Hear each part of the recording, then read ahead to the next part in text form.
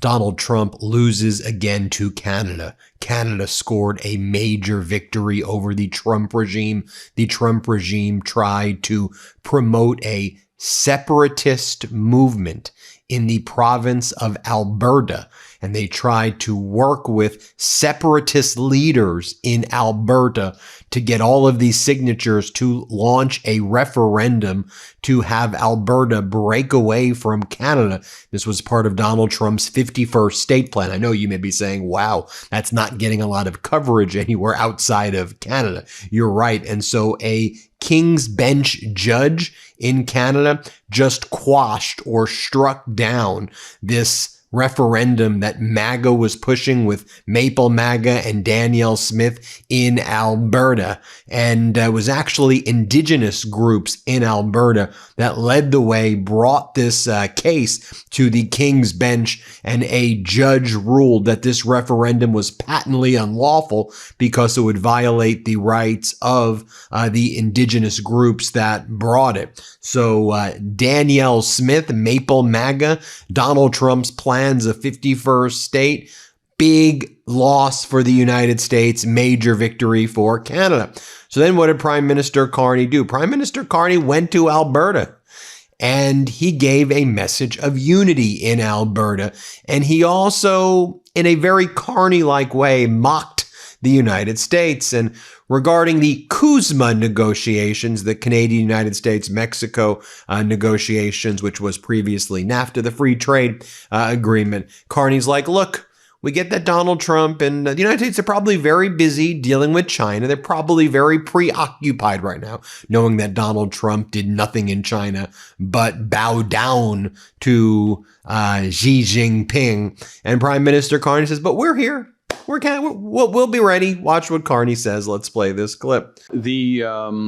As we've said, we're ready to sit down for those negotiations. We know what the major trade issues are for the United States.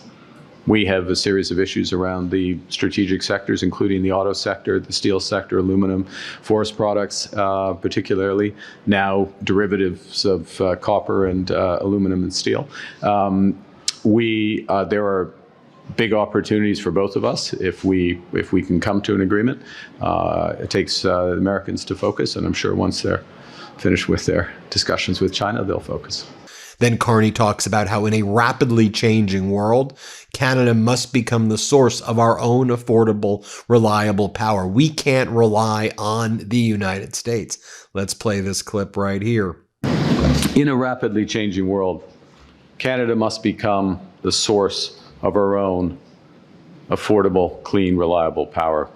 Because when we master energy, we master our destiny. This is no small feat, no small step for humankind. We can't use yesterday's tools or concepts. And that's why today's strategy marks an important shift from prohibitions to partnership, from bargaining to building. Yesterday, I had the honor of meeting the astronauts of Artemis II, including Canada's own Colonel Jeremy Hansen. And their mission, their characters, remind us what we can achieve through teamwork, ingenuity, and boldness. And that's the spirit that we're all coming together to launch our mission to build Canada strong, to power Canada strong for all and for all generations. And then Prime Minister Carney also talked about unlocking Canada's full potential as an energy superpower. And I love Canada talking about itself, rightfully so, as a superpower. Here, let's play this clip. We have to unlock Canada's full potential as an energy superpower. As the head of the International Energy Agency, Fatih Birol, said just last week, Canada has, and I quote, a golden opportunity to build a more sustainable and reliable energy system. This will require bold investments, practical solutions focused on results, not rhetoric, and the full force of a united Canada working together. Working together to build a stronger, more resilient, more independent Canada that works for all. That's our mission. So then we got to hear from our very own Charlie Angus.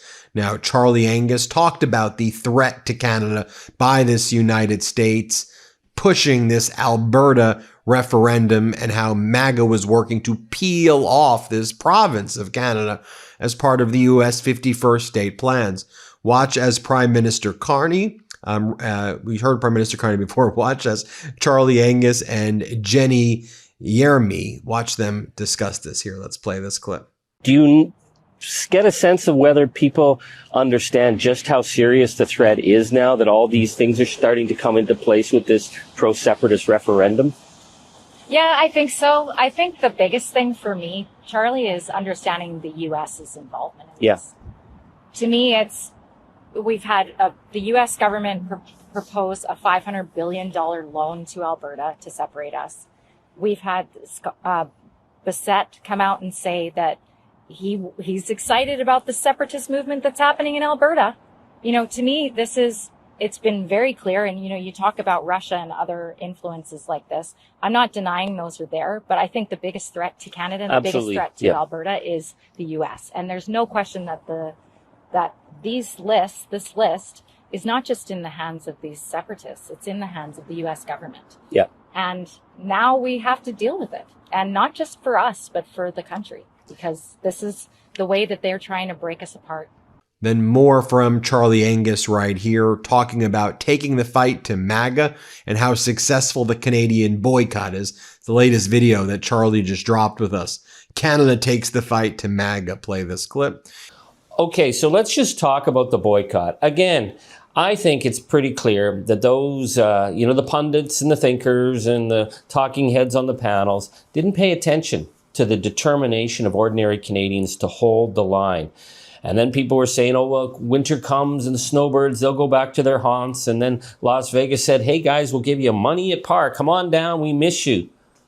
The latest statistics on the effects of the boycott are fascinating. So they did a study from Donald Trump's famous Liberation Day, April 2025, for that whole course of the year since Liberation Day, and found a staggering 42% drop in travel in the United States. Now, we were already 3 months into the boycott at that moment.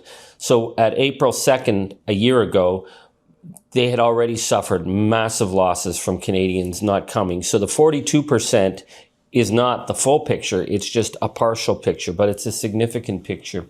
What it's showing is that, okay, there are people who travel to the United States. People have to travel for work. People travel to visit family. That's perfectly legitimate.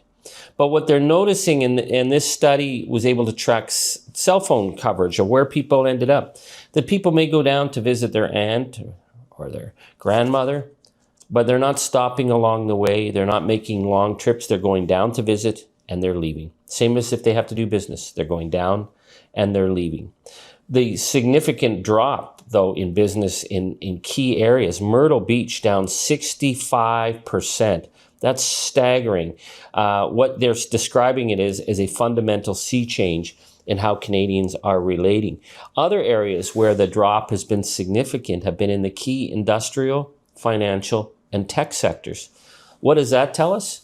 Well, it suggests that Canadians are actually now choosing to look for other markets to do business. Whereas before they would have been heading to San Francisco, heading to the key auto sector communities to build relations, they realize that those relations have been damaged. So they're looking to Netherlands, they're looking to France, they're looking to China. Those numbers are absolutely significant. Many tourist locations are talking about drops of 50% over the course of last year. So yeah, Donald Trump saying, hey, we're not going to tax your tips. Vote for me. Well, what if people have lost all their tips? Like in Las Vegas, where Las Vegas had more workers dependent on Canadian tourism than the entire manufacturing sector of Nevada. And that's all been blown out of the water, thanks to Donald Trump. There's areas, they say, where the losses have been as high as 80% drop in business. Again, we're not bragging as Canadians. We're doing something to defend our sovereignty and to put the pressure on MAGA, and we're putting it in a big, significant way. And ordinary Canadians did that. We did that. You did that. Your neighbors did that.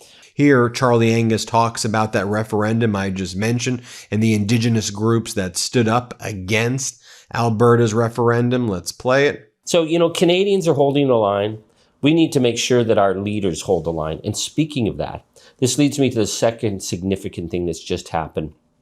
The Alberta Court of King's Bench has thrown out the separatist referendum. They've challenged Elections Alberta for having allowed this referendum to go ahead because this referendum was in defiance of a previous court ruling, and Daniel Smith just told Elections Alberta to ignore a court ruling and go ahead. Well, now the second court stepped in and said, you cannot get away with doing this. Chief Samuel Crowfoot of the Siksika First Nation said the ruling is a reminder that the treaties that Canada signed are not historical documents. They are constitutional agreements. This is such a significant moment. And Prime Minister Carney, you need to wake up as well, because the obligation to consult and include First Nation people in decisions about resource development is a fundamental obligation, and the courts have recognized that. So right now, the First Nations in Alberta, who've been ignored again and again and again, whose treaty rights have been violated again and again and again by the settler state, by the oil and gas giants, they're holding the line for Canada. Chief Crowfoot also said this, which I thought was very significant. We want to be part of improving Alberta, not roadblocks in their efforts to appease a fringe minority. Yes. Forget the fringe minority, Daniel Smith. So what's she going to do? Well, she said, of course, they're going to appeal. Now the Alberta separatists who've been coddled by Daniel Smith are now threatening to go after Daniel Smith and take her down. These are snakes. That's who they are. Will she come back? Will she attempt to bring in the notwithstanding clause? I don't think she can get away with it at this point. She's going to do something. Of course, she's going to do it. But this is a significant win. So let's not worry about what she's going to do tomorrow. Let's just take today and say, we scored something big for Canada, and we need to recognize it. And then Angus leaves us with good news. He said, look, we need to appreciate our wins. And I think this is a great closing message right here from Angus. Let's play it. I'm going to close on this, the Charlie Angus football analogy of social change. Not that I was ever a very good football player. When you get involved in social change, you think, okay, we're going to get that one press release and it's going to make everybody understand. Maybe we'll do that one rally and then the government or the politicians or City Hall is going to wake up and change. That's not how it works. We never get a touchdown, ever. What we get is control of the ball. You keep control of the ball. You keep your small group moving and moving forward. And so for our American friends in Canada, our football, we got 3 downs, not 4. It's a longer field and it's a faster game. But if you can get 10 yards, try in your efforts. You get 10 yards and you still got control of the ball. Then you keep that control of the ball and you keep moving it down the field and you never give up control of the ball.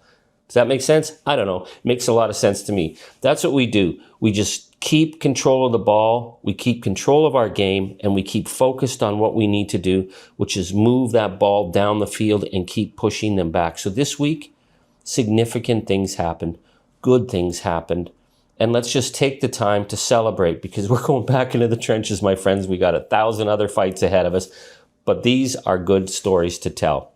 That's why we keep kicking at the darkness. There you have it, folks. Let me know what you all think. Hit subscribe.